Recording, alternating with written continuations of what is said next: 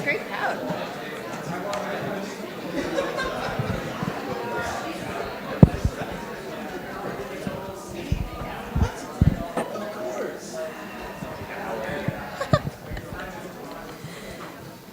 Hello.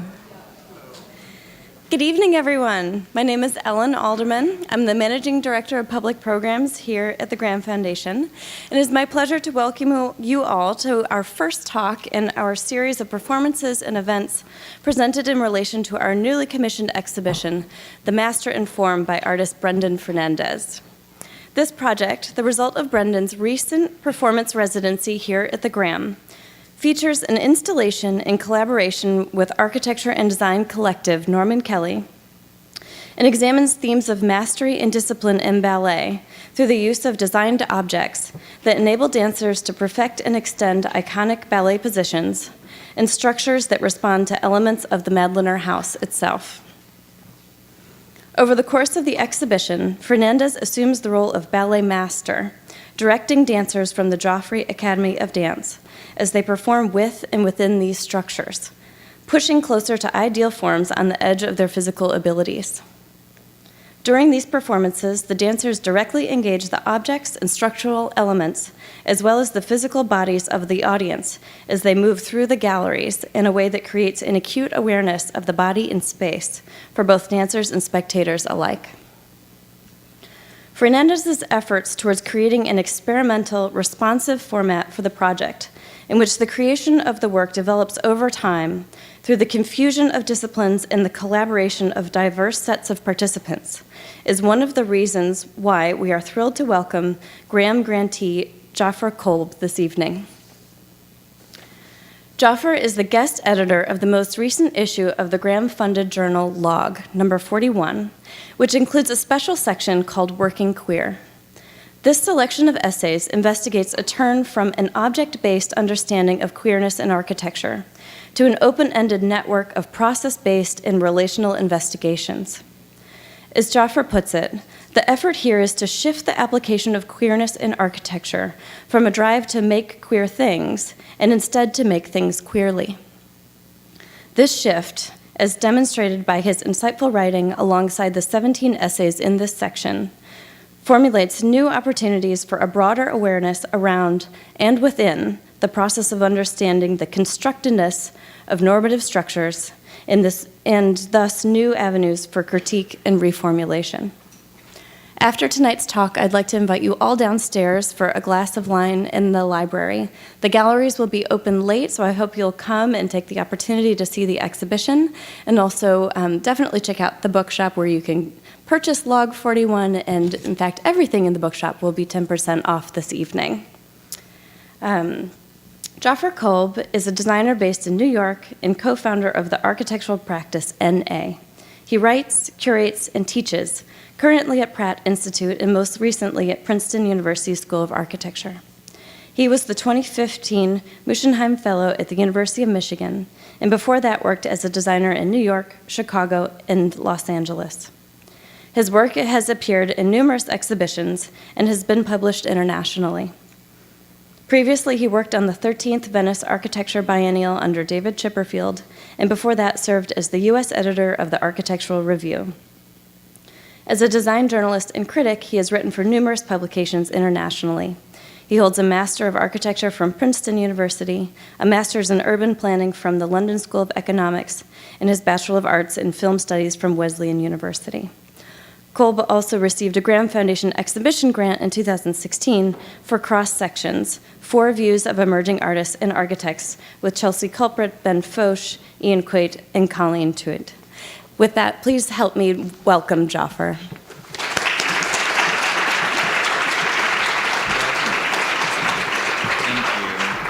you. I have the cord passed to me. I realized, because Brendan was asking me about living in Chicago, that it's actually a pretty inaccurate statement. I haven't really lived here. I don't know the city that well, but I love it. Hi, everyone. I have to switch computers. Good evening. Hi. This thing rolls. That's okay. No, that's... I'm going to do the like Melissa McCarthy as Sean Spicer trick at some point. So first of all, thank you so much to the Graham Foundation for inviting me here and giving me the opportunity to talk about this work that I've been doing. This is going to be a bit of a weird talk, I'm not going to lie. I've done things where I've presented academic papers, and I've done things where I've presented my work. This is kind of awkwardly falling in between those two things. So bear with me, ask mean questions, anything goes. I don't really know where this is gonna lead necessarily. But thank you, anyway, for letting me get up and do this. I also wanna thank, not that they're here, but actually, Paul. I just noticed you in the crowd. I want to thank Cynthia Davidson and actually Paul to a certain degree, and Log for giving me the opportunity to do this special section. It was really fun. And even before that, Monica Ponce de Leon at Princeton for letting me begin this investigation with a conference there 2 years ago, which I'll talk a little bit more about further along. So between this kind of constellation of things, between the conference, between the issue, this talk, and hopefully future things down the line, I'm starting to try and shape this project. And right now we're looking at a kind of cross-section of a moment where I am right now with it. So this is Theseus. Theseus was designed by the engineer Claude Shannon in 1950, when Shannon was working for Bell Telephone Laboratories to investigate more efficient forms of signal transmission for phone lines. I don't really want to claim this mouse is queer, but he's fake. He's a mechanical mouse, not that that matters. This is Theseus's maze. Theseus, in this project, would work his way through the maze to look for this thing, which they called a piece of cheese, but looks kind of like a coin. And what he would do is actually move through the maze. I say he only because Shannon referred to him as such. I don't know if you can gender an artificial mouse. But he would move through the maze in order to search for this token at the end, and once having found it, could reproduce that map of movement very easily and quickly. So this is why I'm showing this experiment. These are Theseus's two paths. On the left, it's path of searching. Systematically, Theseus would move through the maze, poking his head in every corner, in every cell, searching for this coin, which you can actually see here. On the right, we see a narrowed path. Once Theseus located its target, it could find it again without any divergence or searching. The path represents here a root of what we might call total efficiency. The two paths maybe reveal something about design that I kind of want to take a moment to unpack and understand a little bit more. I'd like to claim that Theseus's confused search might be read as a map of disorientation. If I might project or anthropomorphize because it's a mouse, I'd like to read it as a more joyous meander than the path on the right. We're looking at the West Village versus Midtown, say, if you're familiar with New York. We can read the paths formally. On the left, we find dynamic interlocking geometries that are far more intriguing, complex, and unpredictable. They push up against and through the grid, maintaining its logic by ascribing its edges. The path, in this case, sits somewhere between a kind of Derridian difference and a Roomba, which actually its path really looks like. On the right, we see a lifeless advance, leaving large areas of the ground, i.e. the maze, unexplored, byproducts of efficiency, lost artifacts of the straight and narrow march towards optimization. You see where I'm going, probably. The left image I want to call a queer path. An open mesh of possibilities, a move across, and the mapping of a kind of delirious occupation, to borrow definitions maybe originated with Eve Sedgwick in the 80s. It's brighter because the idiot mouse spent a lot longer in its dizzying and addled search. So these, as you've probably surmised, are light diagrams of its path. So Shannon in the 50s attached a little light and then took an overview photograph. And so you start to see what the path is and how it unfolds. And I think it's kind of nice that we get the kind of Times Square edition on the left. So this is a path kind of discovery, of passive inflection. It gets shaped by the kind of structure around it, but then still, maintains a kind of delirious form. The right image I want to call kind of straight. It's quite normative. Theseus's post-bacchanalian sobriety leaves little room for any sort of transgressive hedonism in this case. Theseus is moving to the suburbs and hanging up its high heels.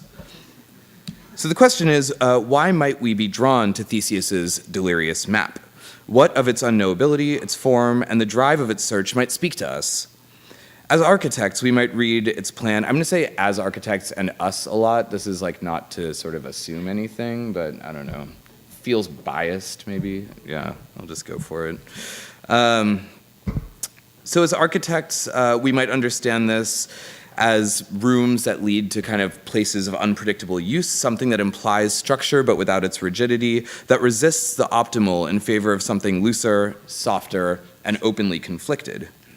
So for the last few years, this is by way of introducing where we are, for the last few years I've been working on looking alongside some friends, colleagues, and peers at how we might queer design. This approach, which I'll come back to in a moment, takes the idea of queer space that was begun in the 1990s and attempts to build from it, to ask at its core not what we make, but how we make, which Ellen alluded to a little bit in the introduction. That is, to relocate queerness in method over artifact, to try and understand how it might be something other than an explicitly aesthetic project, and to do so by acknowledging the shape of our profession. So I, as introduced, come from a very interdisciplinary background, but with this project, I wanted to see how, within the architectural discipline, we might respond to a prompt like this within our own language and set of standards. So there's a kind of deliberateness to that. In order to do this, I've begun to try and unpack not just what desire is, but how desire itself is constructed, which I'll come back to a little bit further along. We might understand this underlying system of causality to produce, in its own way, certain reactions and countercultures, but I'll come to that in a moment. Before we get too far, I actually feel a little obligated, and guiltily so, to introduce my own work for just a couple of minutes. As a way maybe of framing why and how method matters to me, to sort of track how constructed desire can be a spatial or an object-based one. So I think there's a kind of buildup of a lot of small kind of installation scale projects that I've worked on in the last, I would say, 5 years now, that sort of begin to introduce where this project came from and why I chose to sort of curate it the way that I did. So as a designer, I've long been interested in locating how architectural devices participate in and might represent cultural and social narratives. That is, how they themselves are both read and accessed, and how they might serve to identify and critique dominant systems of value. So if that sounds vague, I'll walk through a few examples. This is Horror Vacui, a project that I did with two partners many years ago now in the 2013 Lisbon Architecture Triennial. The idea was quite simple: to take an ornamental system used around the city. So this is an image of the final project. I'm sort of beginning with the end. But to take the ornamental system that's used around the city, so these blue and white tile murals, and try and change how they communicate. So these tiles come from a Moorish tradition of geometric abstraction, but were used in Lisbon to actually change and tell heroic narratives. So tales of conquest and victory, as well as scenes even of local domesticity, began to dominate a collective narrative centered on the idea of a singular past. For our project, we wanted to use those tiles to interrogate how ornament and narrative come together. We invited the public, whoever that might be, ostensibly people with smartphones, unfortunately, to contribute photographs to a collection that would be digitally sorted, printed, and installed as tiles covering a fraction of a building. So you can sort of see a hint of a lot of the photographs. The photographs were sent to us just as you would take them on your phone, and then we sort of worked with Autodesk, who sponsored the project, to create an algorithm to translate them into a kind of printable tile. And we sort of, part of the project was to pair Autodesk with a kind of mom and pop shop tile producer in Lisbon, which was sort of a nice and surreal pairing. But the idea is that they would be printed and turned into tiles with this kind of secondary thing that we wanted to reproduce an image of the building beyond with the tile veil. So it's essentially a pixel cloud that were algorithmically arranged to reproduce an existing image. You can start to see how every time someone would upload an image, it would rewrite the entire algorithm and the entire thing would kind of get adjusted. It was a little blurry, I'm not gonna lie. But the interesting thing for us was to treat this ornamental narrative vocabulary and create something that actually in the end comprised something like 5,000 different kind of micro-narratives. So when you zoom way into the project, you start to see all of these single individual images come together.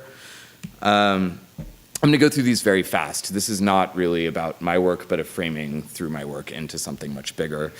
Share was a project that was undertaken 3 years later, actually for the Oslo Architecture Triennial. It was done as a collaboration between 5 people and emerged out of observations over digital sharing culture, from Airbnb to Grindr, if we can call that sharing, to mukbang videos on YouTube. So this idea of actually eating in front of a camera and having like a kind of world watch the kind of interior of your environment, etc. We observed that the city was beginning to collapse in on itself through the confluence of digital space and physical desire. Seeing that spaces became more and more fragmented. So this idea, even if you're tracking something as simple as Airbnb, so the difference of like, renting out an entire apartment down to your bedroom, down to a spot in your bed, down to something like a physical touch. We were interested in the way this kind of was scaling down onto something. We invented share as a kind of form of acceleration of this tendency. And actually, Molly, you're here somewhere. Someone in this audience was a model for this shoot. It just occurred to me right now. But yeah, so the idea was to accelerate this process, to open up the world of marketable things that would reconfigure and comment on psychospatial relations in the context of new forms of urbanism. So in this case, there was a kind of drive to push what we see as valuable space in 2 directions. On the one hand, something like a spot in your refrigerator. On the other hand, something in the public, like a park bench or a spot that you would basically artificially ascribe with new forms of value. Obviously, there are a lot of questions about how financial exchange takes place, and we didn't want this to be about money, but more about how you assign value to things in a kind of abstract way. This is kind of the digital interface. It's actually an app that still exists, although none of us have really looked at it in a couple of years, but I encourage you to download it. Time Fears the Pyramids was a project undertaken again as a collaboration for an exhibition at the Onassis Center in Athens last year. And the idea being, rather than to understand technology as fast or efficient, we wanted to see it as something that could actually slow down and counter the idea of efficiency and productivity, which will come up again and again through the kind of description of the queer project. The pyramid seemed apt as a symbol, and actually the title of this comes from an adage which I thought was common, but increasingly think no one has ever heard before, which goes, man fears time, time fears the pyramids. Has anyone heard this in this room? Like, not even a single person. I don't know why this was inherited as like something common. Anyway, but the idea being, obviously, that a pyramid is a thing that resists beyond anything else, that supersedes kind of historical chronology, for example. So we wrote a script that would mine the internet for data, and that data would be basically abstracted and turned into these funny aggregate pyramid forms. A new pyramid was made every 4 minutes, so it was essentially conceived as a kind of virus. And what we thought of it a little bit like the Rayner-Banham black box. So essentially a thing that has inputs that we can see, outputs that we can see, but its own internal logics are completely unknowable. And so what we thought was that whatever you plugged into this abstract black box would emerge then as a kind of form. So we plugged in an LED sign, a printer, an iPad, a monitor, and a receipt printer. And so every 4 minutes for something like 3 or 4 months, we amassed something like, several thousand of these pyramids that we have nothing to do with. Signs from Above, very quickly, is a church hat that we made, again, with actually a church hat maker in Harlem who makes all the church hats for the ministers' wives, who was amazing to work with.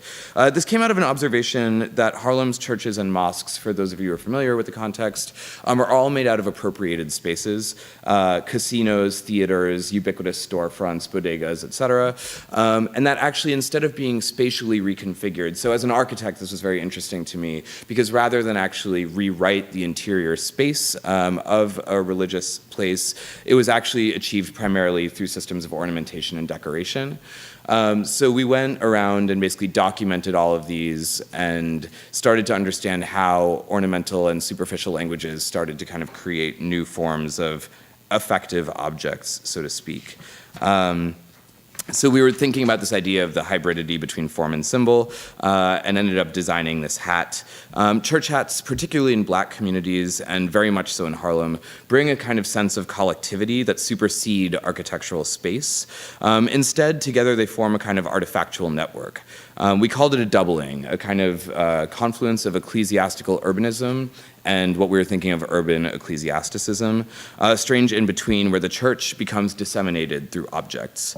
I suppose we were ironically trying to learn from the church in order to architecturalize the object, and the hat was actually bought by someone and used as a church hat, which is nice.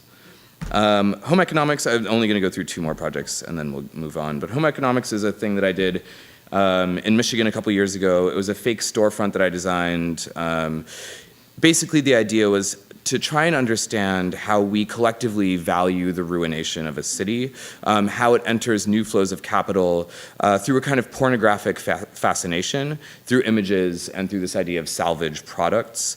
In this case, I went around the city taking casts of fragments of foreclosed homes, paying attention to fine-grained texture and weird forms, through which I basically made a series of domestic products, from a full dining set made out of this kind of flexible foam, to stools, to tiles and soap. The idea always being to capture a kind of one-to-one scale resonance with a texture or material as an act of kind of intended preservation. That was meant to be kind of like fun and silly and entered these things into another kind of market. The last project is just from a few months ago, a very quick one. So my design partner and I of New Affiliates were invited by the Storefront for Art and Architecture in New York to contribute to a group show in which we reconceived a souvenir for New York. And we were assigned the Upper East Side. Everyone got a different district. And it's kind of like, what do you do with the Upper East Side? I don't know. This is a very New York-centered talk, I'm now realizing, but it'll stop after this. But what do you do with the Upper East Side? Not much, because it's boring and rich and everyone is terrible. So we decided, sorry if anyone's from the Upper East Side who's here. So we decided to look at Scabby, who was actually born in Chicago. Here's a good connection. I don't know if anyone knows this, but you know this, yeah. He's the union protest rat that you see sometimes blown up on the sidewalks. We wanted to turn him into a souvenir for the city. We were looking at 2 models of souvenir types, one being, because this is New York, the Statue of Liberty, the other being the New York taxi cab. So what does it mean to take a singular icon versus a ubiquitous symbol that we're all familiar with? We chose something a little bit in between that has a kind of formal autonomy, but is pretty singular, and turned it into a kind of MoMA design store product that was also a lamp. I don't actually really know what the politics of making it like a fancy object were, but we wanted to make it look like something that we could sell, and that also doubled as a functional object, and as kind of a constant reminder of a certain form of agonism and tension that obviously exists in any city, but a reminder of labor rights, et cetera. And yeah, that's it. So this is fast, I know, but I wanted to start by projecting a kind of mess of stuff at you, which is more or less how we're going to proceed the rest of the talk, to provide a window into where perhaps I was beginning a few years ago when I started this project on queerness. I do design buildings, by the way, like real boring ones and fun ones, but it felt like I wanted to focus on the kind of smaller scale product side of things, I guess, for the sake of clarity. Together, these projects use objects in design to intervene in existing systems of value, both spatial and symbolic, to offer counter readings within architectural surfaces and languages of ornament. But back to the project of working queer. So it all began in 2016 when I organized a conference at Princeton that I called Stand By Your Monster, which is a quote from a Forrester novel, Morris, if any of you have read it. It basically is 2 men who stand by their monsters realizing some depth of their sexual orientation or something like that. The idea was pretty simple for this conference. It came out of an observation following things like the new Ancients issue of Log, if any of you know it, Also several publications and conferences trying to revitalize postmodernism, as well as even things like the most recent biennial in Chicago, Make New History, which is that our discipline is, or maybe we can now say was, experiencing a resurgence of dominant narratives around our past. So, I think to be really reductive about it, it came about after a kind of seduction over parametricism and the new digital frontier as a way of bringing us back to a kind of historical condition and historical root. And this was happening everywhere, all across the country, particularly in the American context, and I was really intrigued by that. It's fine, I'm not trying to make any evaluative judgments on it, but I wanted to think about the act of returning as something wherein we could avoid regressing. The appeal of the familiar is clear in both in and out of architecture, but I wanted to ask how we could prevent ourselves from sliding backwards in a kind of socio-political way, as we've seen in our current political climate, for example. There are many ways, obviously, but something in this problem with me resonated through the kind of project of queer theory, which I hadn't really thought about since I was an undergrad, to be honest. If queerness, per Eve Sedgwick, is, quote, relational, strange, and both anti-separatist and anti-assimilationist, then could we use it as a filter to look backwards? We could think of it as a method of looking, and better still, a method of producing. Even at this point, the project wanted to be more about methodology than design. So back to this idea of the how versus the what. Queerness, in the kind of way I was trying to define it, conditions things through counteraction. We might think of it as a tendency, a way of being that exists against a dominant model, or at least critiques it through form. But within this very broad remit, I wanted to explore specific tactics observed through queer performance and expression. This, by the way, is not an exhaustive or meaningful list, but merely a kind of, survey, if I can use that word. I chose, really just based on observation, a few categories that I thought might count as queer tactics. This includes things like hypersaturation, figural dysmorphia, playful misquotation, and transgressive materialism. This by no means wants to be a complete list, but instead a kind of provocation. And I always welcome pushback on these things. I by no means am trying to create any kind of definitive anything, really, and new ideas. So suggestions, welcome. At this stage, it seemed important, though, to come up with something that we could start to test against, which is why I was kind of comfortable bringing about these kind of reductive categories. So the idea was to review these tactics through kind of disciplinary terms, bringing it back into the kind of architectural discourse. So I found people who were willing to take part in this conversation, and I forced them into pigeonholes. I invited Michael Meredith from Moss to talk about representation. I invited Ellie Abrons from Team to talk about materials. I invited Brian E. Roberts to talk about preservation, Andrew Holder of the LADG to talk about form, Andres Hacke to talk about infrastructure, the artist Michael Wang to talk about nature, and the writer Ivan Lopez Munera to talk about technology. Of course, there was no clear answer during this conference, but the responses did help to shift the conversation. Representation opened up to a discussion on globalization and the dominance of certain forms of image culture. So this is Michael bemoaning Instagram for some reason, even though he loves it.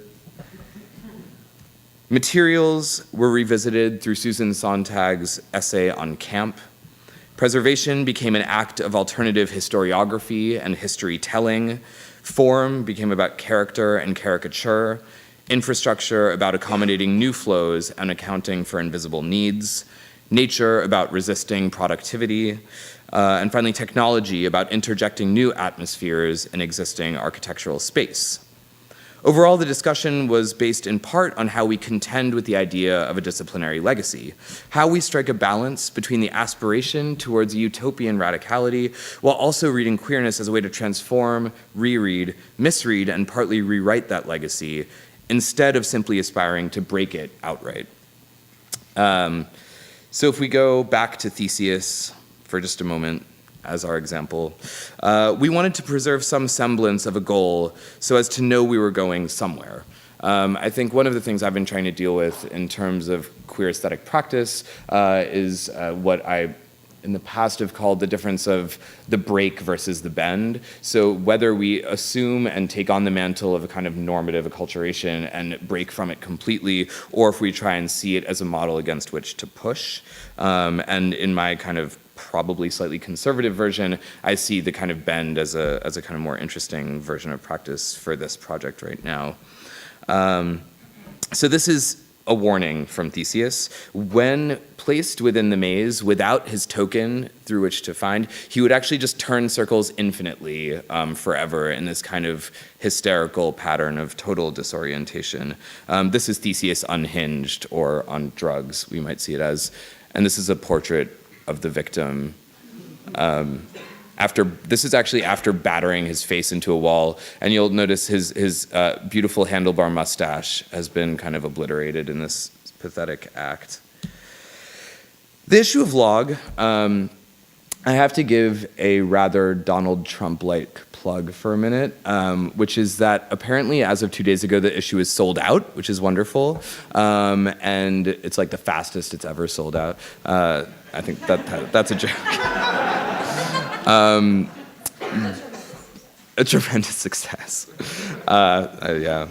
No, I'm only saying this not to brag, but very earnestly to say that the Graham Foundation bought the last 20 copies, which are downstairs. So if you don't have the issue and you want it, this literally might be your last chance. That's all. I'm done. That is the whole talk. I don't even know where I am anymore. Oh yeah, the issue of log, okay, so there we go. So the idea of log was to carry forth the ideas built into the symposium, but instead it actually evolved in a new and quite unexpected direction, which was kind of a pleasure to me as someone who's willingly trying to organically develop this thing over time. So if the project began in a kind of disciplinary methodology, the pieces in log together suggest the need to take a slight step backward, in fact, which is what was a little unexpected to me. Instead of inheriting tactics of queer aesthetics, this meant looking at the current state of queerness itself, and relatedly, the intersection of space and desire as it exists today. So for any of you who've read this issue already, I will not make any assumptions. The following might be a little bit redundant, but I think it's important to rehash. In short, I'm testing out a broad stroke and reductive cultural narrative based on the current generation of writers, theorists, and critics within the kind of queer discipline, if you can call it a discipline, and supplemented with work that we see around us, including perhaps in this show, which I didn't even mention, Brendan, the show looks amazing, and I had meant to say that at the very outset. But I do feel like it somehow is gonna fit into this somewhere. Simply put, this broad cultural narrative that I want to put on the table posits that queerness has turned slightly away, though not entirely so, from issues of gender and sexual desire, and refocused actually on system and behaviors produced under cultures of late capitalism. So just to unpack that a little bit, I think that in part has to do with how our tools that we've received of queerness already have become subsumed by mainstream culture. So things like gender-bending dress have shown up on commercial runways for decades now. Leather culture has been partly co-opted by mall goth chains like Hot Topic and Forever 21. Post-industrial, rough and raw urban occupation, the kind of rough loft aesthetic has become a ubiquitous marketing technique and actually a form of complicit gentrification observed for the past 20 years as such. Even in architecture, the transgressive spatial tactics, oh, there's my creepy hand. The transgressive spatial tactics developed in the 90s, which I can go a bit more into, but this idea of visuality, seeing through, of deviancy, finding space and openness, et cetera, has been co-opted by hotel chains like the Standard Hotel, Ace Hotels, et cetera, into kind of new lifestyle. So if for a moment we can assume that a past version of a queer project has been appropriated in a lot of ways, the question is where we go now if we have to go somewhere. By the way, part of this thinking came about in discussion with Aaron Betsky. For those of you who don't know, wrote the kind of seminal book, Queer Space, in 1997. But it was really interesting. There's an interview I do with him in this issue in which we discuss what that co-opting has meant historically. And in certain ways, I think you can read his book as a way of predicting some of the consumption of that culture. And a big part of this work, this whole project has been looking back to the 90s, by the way, to try and understand how that project, this is from the Queer Space show at the Storefront for Art and Architecture in 1992, the dominant constellation, which at least I've received, I'm sure all of you have different references, exists somewhere between this show from Storefront, Queer Space from 97, and Stud, Architectures of Masculinity by Joel Sanders, an edited compilation from 94, I think. But a lot of what this project was looking backwards at that period and trying to understand where we could go. So in other words, queerness once reacted primarily to things like gender, the nuclear family, and heteronormative culture produced by religious ideologies, broad strokes, just keep in mind these are broad strokes, that instilled codes around how people should relate to one another, how they should behave, and how social structures should be developed, essentially. Those types of social structures were written and enforced, and countercultures there followed. And while those issues are, of course, still on the table, none of these have been resolved by any stretch of the imagination. In fact, we could say the reverse is probably true. We are also facing a moment where the production of desire itself has shifted away from structures that I would argue are still based in dominant Judeo-Christian legacies and into more ingrained places. Here's an example. How many of you know this book? Show of hands. 4, wow. I'm probably assuming a lot right now that's not right in terms of knowledge, but that's okay. So this is Tester Junkie, it's really good. Everyone should pick it up at some point. While this book is very deeply built around issues of gender, sexuality, and fluid definitions there between, its fundamental message has much more to do with resisting control mechanisms built through pharmaceutical companies that drive desire, that control need, that use science to try and manipulate markets and bodies without any form of distinction. This is meaningful when we consider that sex determination used to be physiognomic.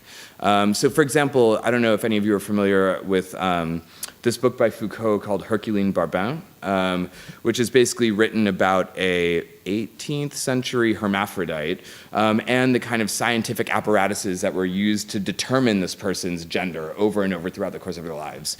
So essentially, the tragedy of Herculine Barbin is that science was measuring their gender, and depending on the stage of their development over the course of their life, they were constantly reassigned different genders, depending on certain forms of their body, essentially. To compare that with this project of basically hormonal balancing is super intriguing to me in the work of Paul Preciado, who sees the construction of gender and the fluidity of moving between certain body forms as manipulable at the scale of a week or even a day, depending on pills and patches and gels and a sort of techno apparatus that's inherited through pharmaceutical companies. And so I think that's a really important transition to kind of monitor the state of where gender, industry, and institutions now coalesce. In architecture, we might understand this problem in several ways, this resistance of the kind of cultures of late capitalism, through the kind of prevalence of iconicity, the proliferation of declarative manifestos and capital P projects, the production of labor or even all-nighters. These are desires that we're taught to have through school and through our jobs, and that our profession continues to push forward. In architecture, we work so hard so that we can control everything. Every competition entry has gone through dozens of iterations. Every rendering has been worked and reworked with colors tweaked and figures staged.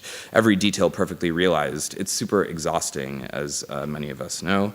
I remember as a prospective student for grad school visiting a certain school that I won't name, being pointed out by a gloating tour guide how many makeshift beds were abjectly and limply crumpled under desks. Students never leave, he boasted. I did not go to that school. That was gross. This is, of course, not to say that queerness has become about laziness, though why not, actually? I would totally put forward that as a legitimate project, but instead to acknowledge that late capitalism has begun to exercise over us a degree of managerial control over behavior, over self-identification, and so many other things that are as much about dominance and power as received structures around sexual deviance and gender. In her piece for Log called It's Fine, where did it go? Oh, that's people sleeping in architecture schools. I miss that one. It's funny, I keep running into these things. I feel like every school has these pictures of people sleeping. This one only has 208 followers, so I think it's not the most popular one. So this is an image that Rosalind took and includes in her piece called It's Fine. She posits in this piece a new system of evaluation. The practice of fine, characterized by indirect looking, the deferment of judgment, and casting of just enough light to hold enough attention to warrant something fine. In her words, it's fine opens a space between encounter and judgment, or encounter and interpretation, long enough to see what's typically cast out. It's a pairing of aesthetics and evaluation, essentially. This project, and this is just a really obviously banal picture that she took, which is very much part of the project, was a major touchstone for me in developing the thinking on the issue of log, because it moves the conversation away from what queerness looks like as an aesthetic and positions it through new forms of judgment and evaluation. Here we could learn more about how to manipulate through this light that she talks about, which is a kind of hybrid, could be real spatial metaphor. Seeing itself, so how we can use light to actually cast a new kind of way of seeing the world. So if we can return, this is maybe the last time I'll talk about Theseus, I promise. If we could return to our old friend Theseus, we might begin to see what is typically cast out between these two paths, which is this kind of peripheral space in his path of efficiency and optimization that basically negates the notion of desire. So we can read these two maps together as maps, sorry, this is redundant, that are oriented towards different ends. So there's something meaningful in not being able to even have access to these zones that Theseus moves past, which I think is significant. Like Shea's light as a hybrid spatial metaphor, I'd like to use orientation as a phrase to grapple with where this project can go, as it is implied within the constellation of the pieces in log. In other words, to orient ourselves spatially and discursively, to try and skew our compasses just a bit. Orientation, as used here, owes a certain debt to Sara Ahmed's text Queer Phenomenology, for those who are familiar with it. By the way, we can't lose sight, obviously, of the relationship between orientation and mapping, as people who are kind of interested in that here. As Ahmed points out, while orientation is now common in legal and psychiatric discourses, we think of it as a scientific word, though it is merely a directional metaphor drawn from magnetism and navigation. What Ahmed offers us is an apparatus for understanding orientation is as follows. From Heidegger, she draws out orientation through the familiar, through the knowledge of how to orient ourselves in relation to things around us. And I use here this, I'm interested in the kind of perspective machines of drawing as an apparatus, because it does imply a kind of orientation between a thing that's projected and a thing that receives light, for example. She also reminds us of the difference between position, which is a relative phenomenon, and location, which is absolute. From Lefebvre, she discusses orientation towards the horizon, where we might find a curious resonance with Jose Munoz writing on queerness and futurity as a utopian project. So this is, Munoz is a really important touchstone, again, for this project. He wrote about queerness as a condition of futurity and as a utopia that can never quite be reached. So it's a thing that always recedes away from us, almost like an asymptote on a graph. And the act of moving towards it constantly repels it further from us, but produces in us a desire to keep moving ahead, which is, to me, a really beautiful kind of way of thinking through this project that always evolves, that as soon as it's named must actually transform concurrently. So queerness, as discussed earlier in this lecture, constantly changes in that way that we can see the phenomena of the horizon. We might also understand how orientation codes things like drawing. So this is kind of a slide borrowed in part from Robin Evans for those architecture nerds in the audience. We learn representation within the profession through the act of drawing, which is precisely an act of describing orientation. So the relationship between the sun, which is not represented here, the figure, and the rock beyond, with shadows projected onto it. This is a map of absolute orientation and actually an index of how we learn to represent space anyway. She looks to Husserl to develop a discussion around background and attention, citing his famous example of his writing table, which he understands to be there, even when it isn't being engaged directly. So background becomes paramount as a peripheral space that exists out of view, that is not seen, but that we know always exists. It could be a support apparatus or an autonomous and strange thing. She cites Merleau-Ponty on action, that is, his line that he can only see something if it's in the radius of his action. So queer, oh shit, this is the last time I talk about Theseus. Or maybe not, maybe this is just he's our asymptote. Queer Theseus maximizes that radius to multiply the horizon. Straight Theseus has blinders on and only one goal. If orientation produces a framework of relativity, position, and background, how might we understand it spatially? How might it apply to a space or a thing? I call this talk Disoriented Objects, and maybe actually I should have called it Misoriented Objects, which perhaps implies a certain degree of deliberateness. Objects, because, if nothing else, the pieces contained in log vary drastically over scale, from cities to buildings to lamps to pants. Objects speak, they allow for phenomenological interpretations of space and cultural theories of symbolism. They rely on arrangement and can function systematically. They also accept the logics of digital culture in terms of speed, rate of exchange, or obsolescence that may soon guide architecture. The collapse of the real and the artificial get positioned in the uncanny valley, where we can measure things like verisimilitude and map those against our expectations and resultant responses. Disorientation commingles, in this case, with psychic comfort. If we draw from Ahmed, we might understand how to produce misorientations through drawing out new kinds of actor relations, producing new methods of research, and locating new sites of attention. Looking back at log, we might start to build a framework borrowing from many approaches and practices outlined in the issue. The range of topics in the issue is quite large, but my hope is that a certain ethos runs through all of them. I'm not going to describe them all right now, but I'll just touch on a few that together form the kind of framework that I'm interested in ending with, particularly those that offer kind of specific methodologies moving forward. So some pieces deal with materials. In For Real, Ellie Abrams looks at the post-digital through the lens of Sontag's seminal essay on camp, as I mentioned earlier, to draw out a set of parallel features that she calls camp materiality, which is intrinsically artificial. These are the qualities that she assigns camp materiality through the reading of Sontag. Things that are intrinsically artificial, mannerist, and humorous. So we might call these things that collapse the kind of distinctions between the artificial and the real. In Demos Polemos, Andreas Angelidakis reveals his design for disassemblable soft architectures. And actually, he confessed to me that it took until now for him to realize that apparently the word queer in Greek actually means soft, which is kind of a strange and interesting thing that he riffs on here. So he creates these soft architectures that form monolithic figures, so a structure of blocks or a tank that disassemble and break down into furniture for events and lectures to produce new forms of collectivity. So a thing that has a kind of static autonomous figure gets broken up to kind of create something more dynamic and fun and nonsensical. Here, this is for Documenta in Kassel last year. He made this tank, which again, made of these soft foam blocks, becomes not only a space of discussion, but also, of course, of play. In Alchemical Acts, Ang Lee investigates material transfiguration in the context of ornamentation.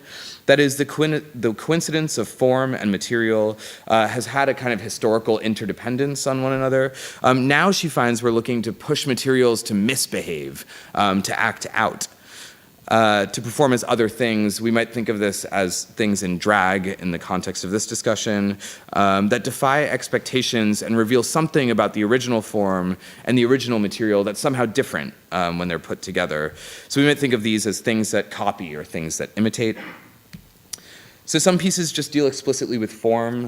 In Nonconform, Annie Barrett identifies buildings that perform in ways that resist and define new kinds of reading.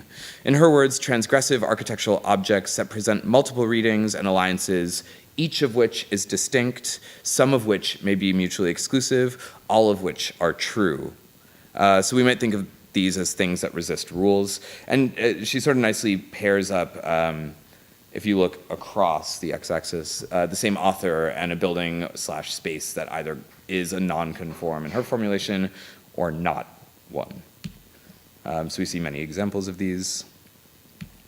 In 5 Points Towards a Queer Architecture, Andrew Holder looks at slippages in architectural assembly from how we consider the building blocks of form. In his own words, everything is a brick.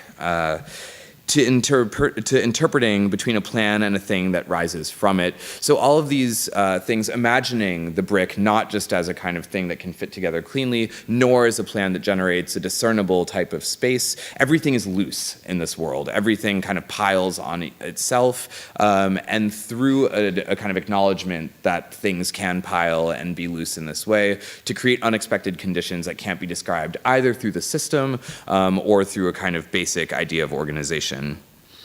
From stud to stalled, Joel Sanders returns to the bathroom.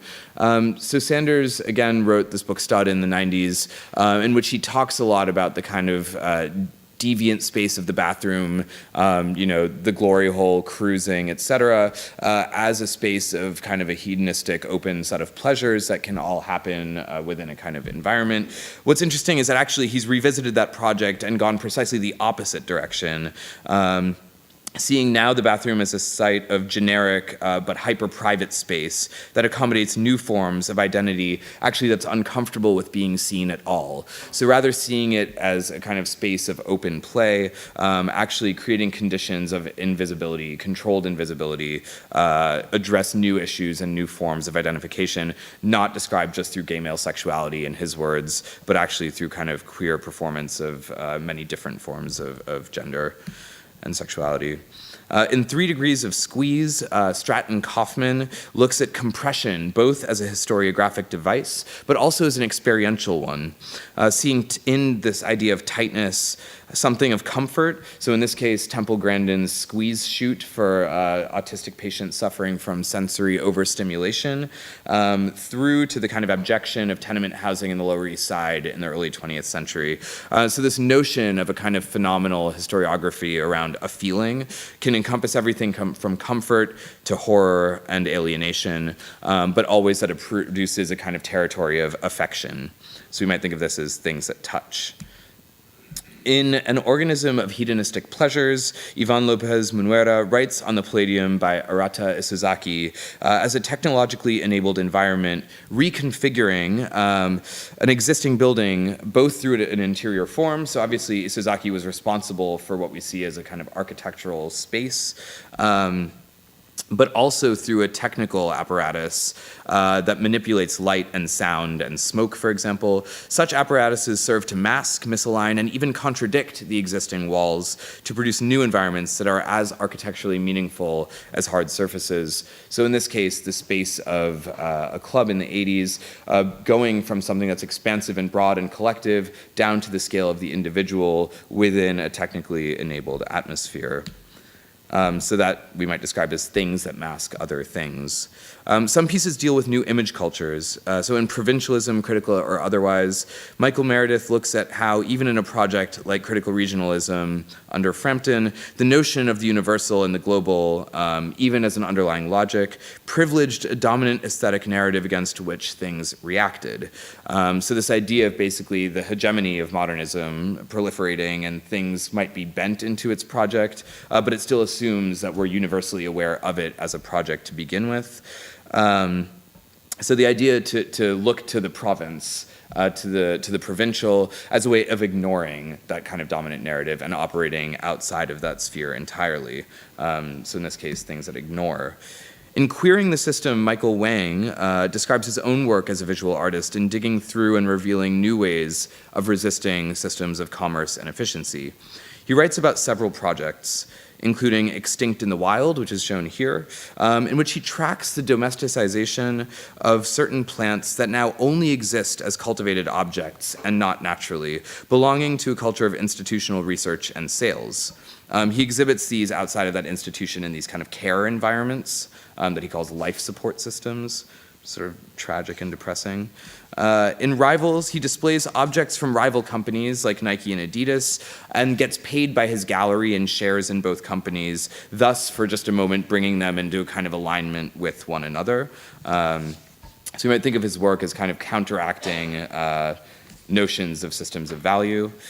And this is the second to last one. In the bedroom of things, Farzan Lotfi-Jam and Caitlin Blanchfield read the effects of digital culture on the spatialization of the city. And actually this piece and these two contributors were my partners on the Share project, so this is kind of built out of that same logic.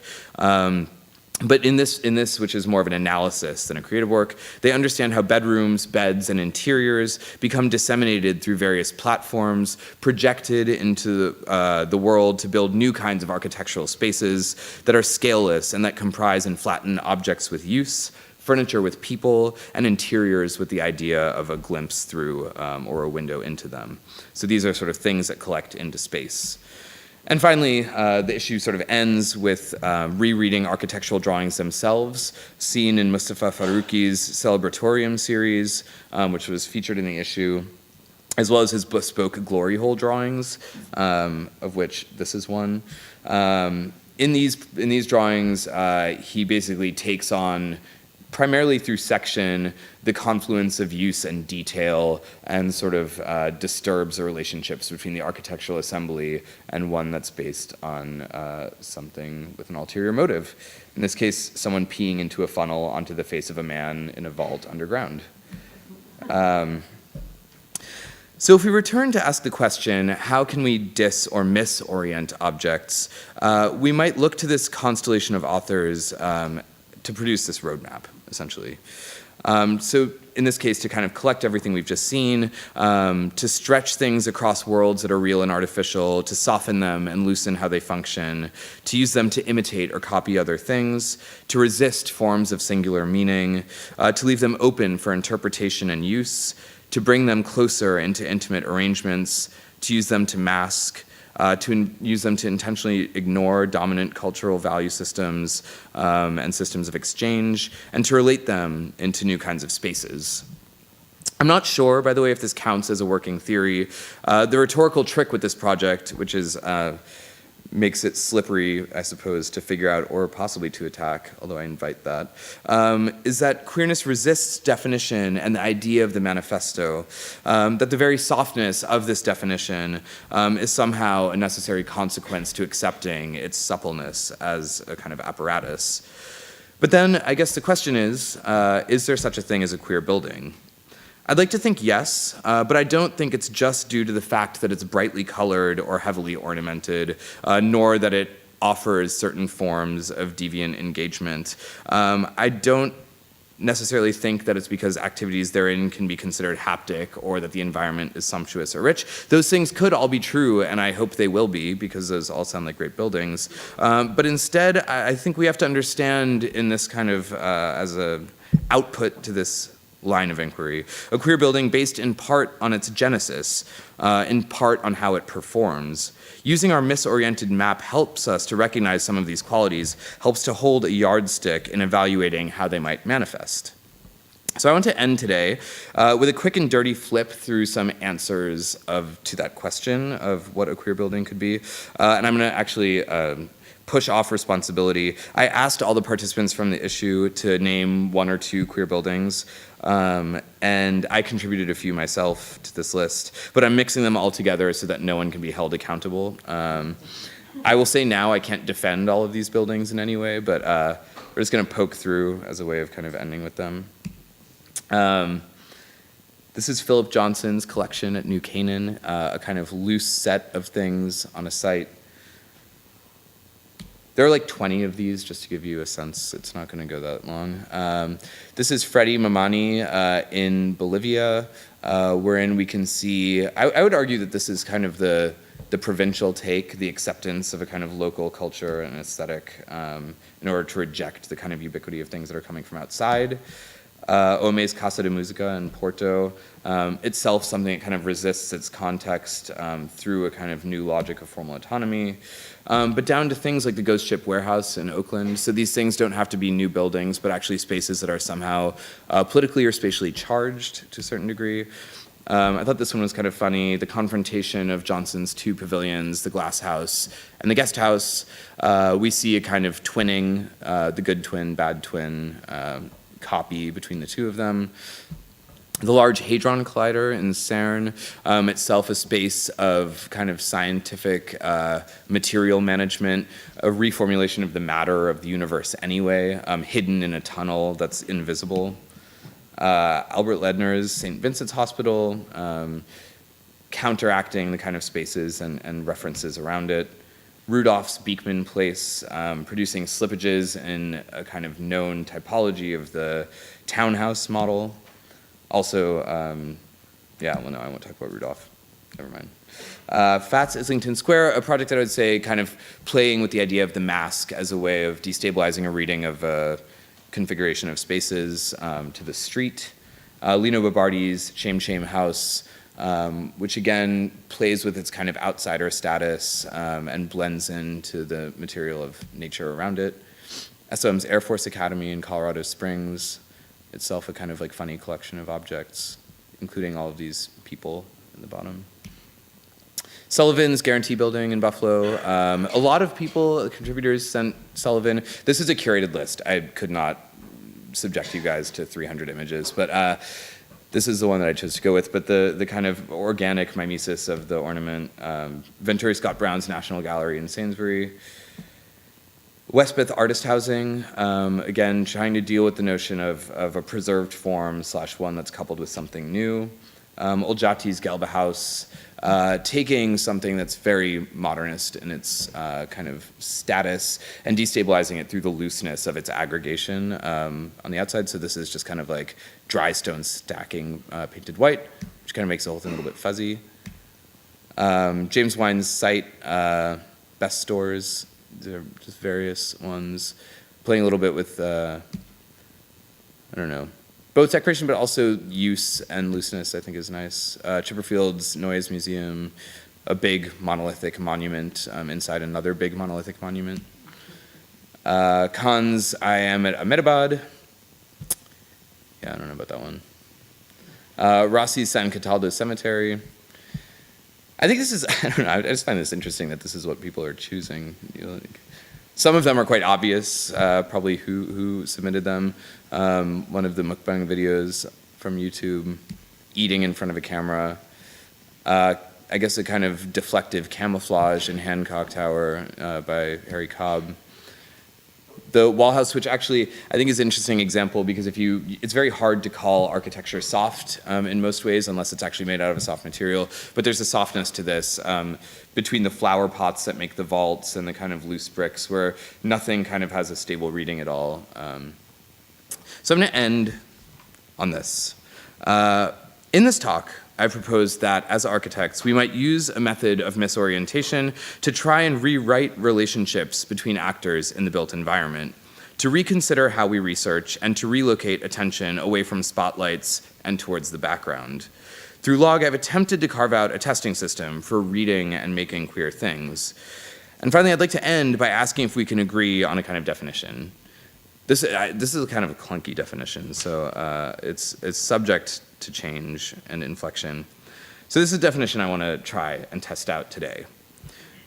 Queerness in design actively counteracts ways in which cultural desires are invented and reinforced in the built environment, and does so by identifying that invention while offering an optimistic view of an alternative utopian future.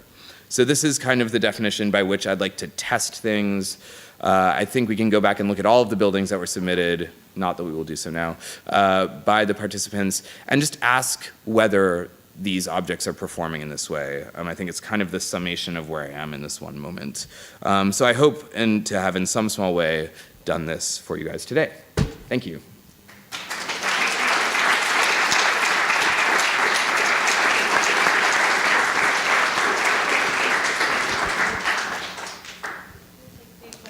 Yeah, I'm open for questions. Alan. Hey. Oh, thanks for your great talk, and it's good to see you here in Chicago. You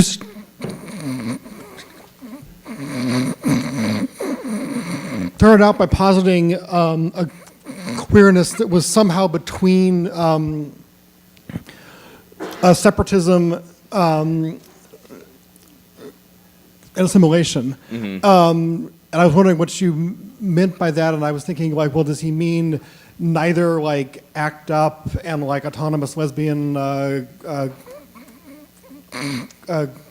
collectives off in the woods or whatever, or either the closet or gay marriage or whatever, and then thinking about how, like, how this, this kind of points to, like, a condition of being the kind of internal other, or the kind of in-house subversive character, which like runs the risk of in being like the kind of in that role, can potentially work to kind of actually like affirm the thing which is being like bent or being like queered in that, and I think that up until recently that might have been the kind of end of my question, just asking how you would like deal with that. But then I was struck by how your descriptions of queerness actually fall back on these kind of like long-standing tropes of deviance and transgression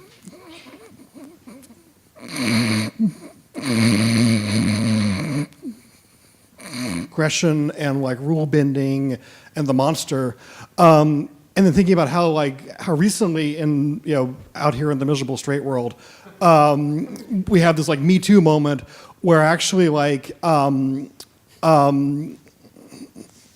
being a pervert and being a monster and being is like really not all right anymore, or if it like it never was, and that one of the positions of what to like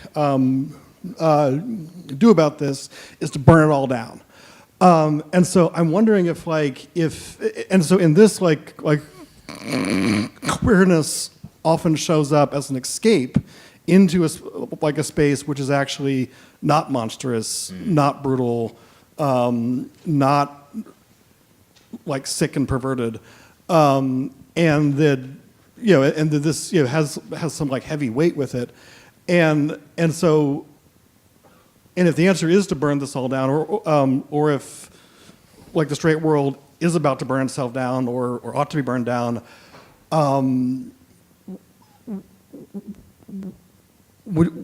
you sure you want to go down with the ship in this way? Yes. Yes. No, I mean, I think there's a lot of I'm like trying to track back on the question. The reaffirmation of the dominant culture is a very true, of course. I mean, that is kind of the problem, and I think the kind of central issue is what is the it? Like when you kind of end with this idea of like, do we burn it all down? Like, I think within the world of space design, architecture, like these things that are kind of governing or driving the project, I'm not sure that burning it down is constructive at this point. I mean, I think like if you look, It's obviously not. yeah, well, no, but then what is? Because of course, a miserable straight world, like burn it all down, like get rid of Me Too, or don't get rid of Me Too, affirm Me Too, get rid of everything else, only keep Me Too.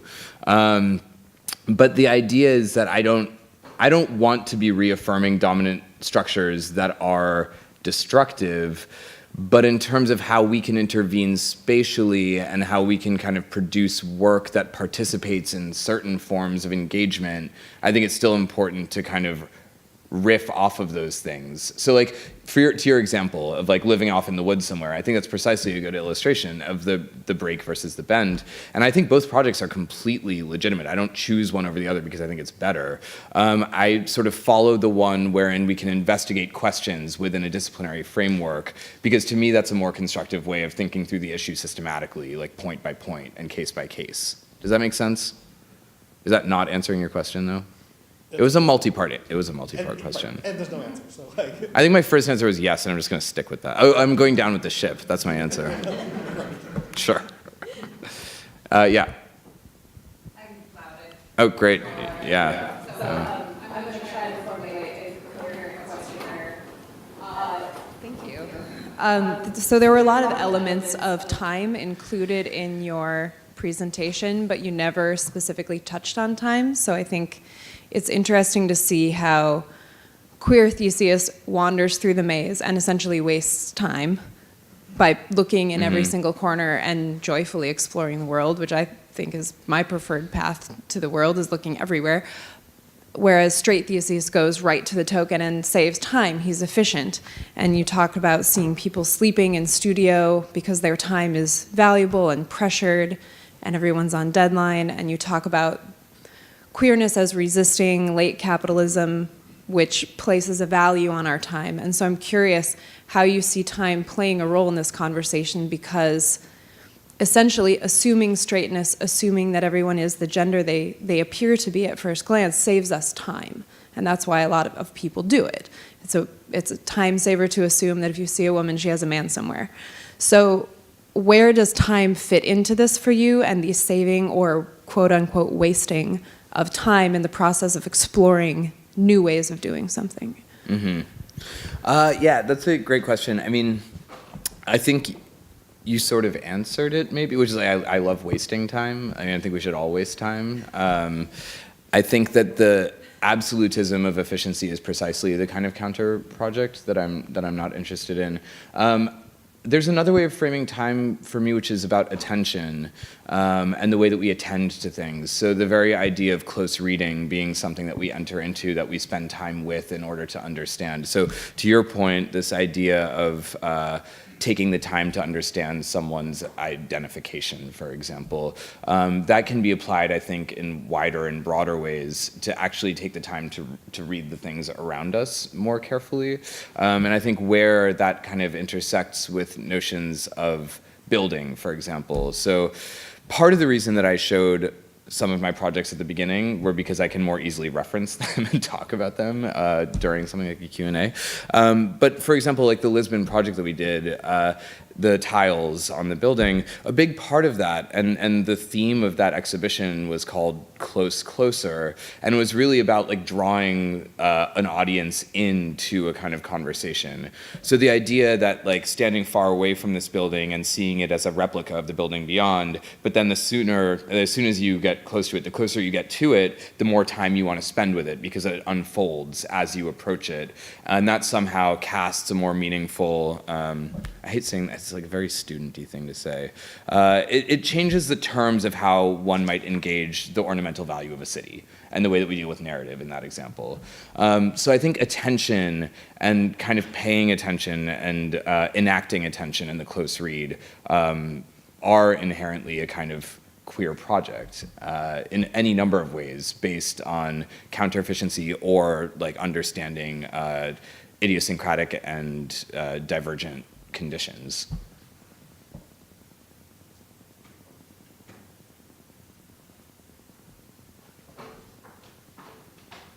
Are you loud? I'm very loud, but I feel like you should have the mic just in case. Thanks. I lost your definition of what you just had up there, but I'm really interested in this idea of utopianism. And one of my favorite books is by E.M. Forster, and it's Morris. Yeah. And it's got this idea of Arcadia, this unspoiled, natural sort of surrounding in which men find themselves to be liberated. And I'm interested in your take. I mean, we've talked a lot about the built environment, but what role does nature play in our understanding of space, and in particular, its interaction with this idea of utopianism?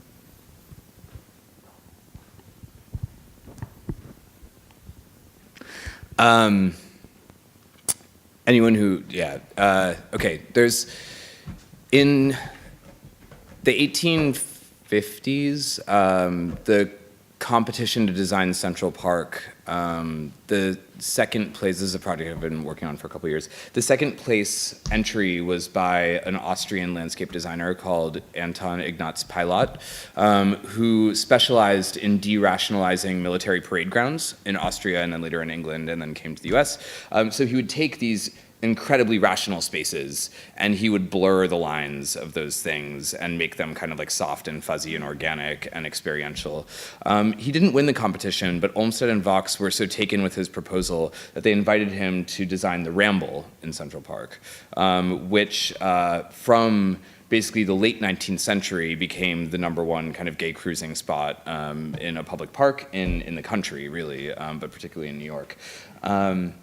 And that actually emerged out of a kind of picturesque tradition of occupying space in ways that were delineated, that didn't actually have the absolutism of the organization of a city, for example. Which is all to say that I think that the utopian and the picturesque, not necessarily in this case the pastoral, because I'm treating nature as built environment a little bit, so I guess I'm sidestepping your question, but I think there's a language in the construction of natural spaces that actually lends itself precisely to the appearance of utopianism through particular forms of movement, and you can get technical with it. I mean, I'm not a landscape person, but this is like about certain forms of plants that have certain forms of leaves that grow at certain distances from the ground. So Bryant Park, for example, which also used to be a big gay cruising spot in the 1940s and 50s, it was basically paved over and planted only with trees that would grow tall with leaves that were above, but whose ground condition was totally visible in all directions. So in this case, I think nature's commingling with utopianism actually takes a form of the kind of mysteries of the wilds, so to speak, and the kind of potentials that are embedded in not actually having access, but instead being immersed to a certain degree. Does that? Yeah, no, I had no answer I was looking for. So Okay. That's all. Anything else? Oh, one, yeah, just go for it.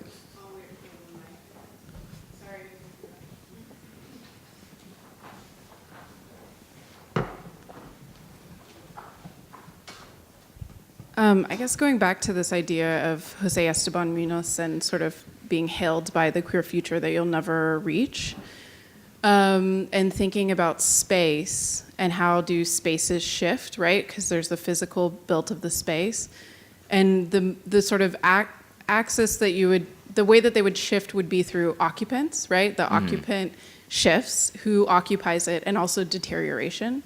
So then the challenge is, if, you know, as a person or as a political strategy, you can constantly shapeshift.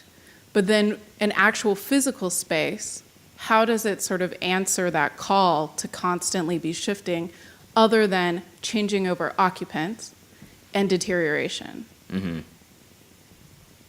Not that you can answer that question, but I mean... I don't know. I mean, it seems like that question is broadly asking how can one produce kind of instability in a fixed structure. And I think, I'd like to believe there's a lot of ways you could do that. I mean, I think that you can go everywhere from materials, so to your point of degradation, but there are other forms of material transformation that kind of like blur spaces and make them constantly shifting. I think you can consider structural instability. You could consider something like, are you an architecture person?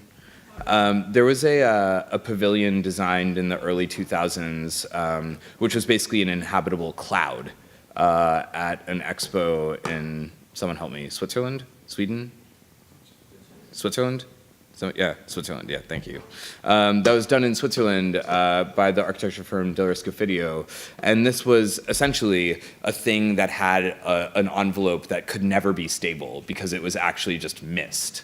And you can like find photographs of it, and it looks completely opaque. It's impermeable. It's not like walking through a sprinkler or something. It had the absolute autonomy and physicality of a building, but was completely ephemeral at the same time.